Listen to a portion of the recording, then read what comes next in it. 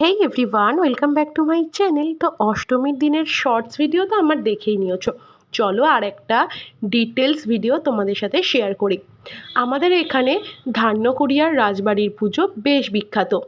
অষ্টমীর দিন বাড়ি থেকে অঞ্জলি দিয়ে দুপুরের খাওয়া দাওয়া করে চলে গেছিলাম রাজবাড়ির কিছু পুজো দেখতে। প্রথমে এখন যে বাড়িতে প্রবেশ করছি এটা ছিল গায়েন বাড়ি দুর্গাপুজো। এই রাজবাড়ির পুজোগুলোর বেশ মাহাত্ম্য আছে, আর এই ধান্যকুড়িয়ার পুজো দেখতে অনেক দূর দূর থেকেও কিন্তু মানুষ আসে। আমরা তো এসেছিলাম অঞ্জলি হয়ে যাবার পরে দুপুরের দিকে, তাই রাজবাড়িগুলো একটু ফাঁকা ফাঁকা ছিল, নয়তো আরো বেশি ভিড় কিন্তু রাজবাড়িগুলোতে লক্ষ্য করা যায়। এটা ছিল শাহবাড়ির দুর্গাপুজো।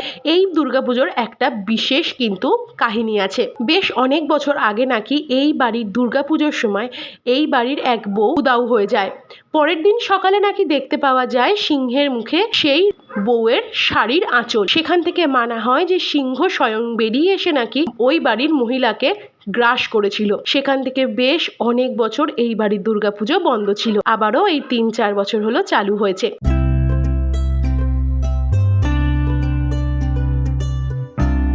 পুজোতে ঢোকার আগে একটু লেবু জল, মালাই এই সমস্ত খেলাম।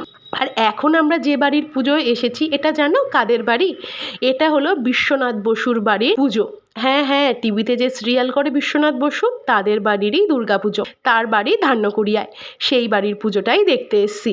সপ্তমীর দিন নাকি এখানে বিশ্বনাথ বসু এসেছিলেন এবং পুজোর সময় উনি এখানে আসেনও। বিশ্বনাথ বসুর সাথে তো আর দেখা হলো না, তাই ওনাদের বাড়ির পুজো দেখে ফাইনালি এখন যাব বাড়ির পথে। ওই দিন প্রচুর ছবি তুলেছি, সেরকম ভিডিও খুব একটা করিনি, 2টো শর্টস আপলোড করলাম এই নিয়ে।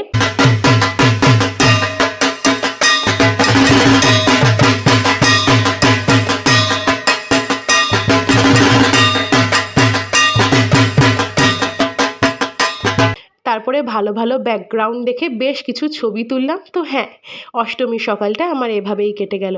ওকে, বাই।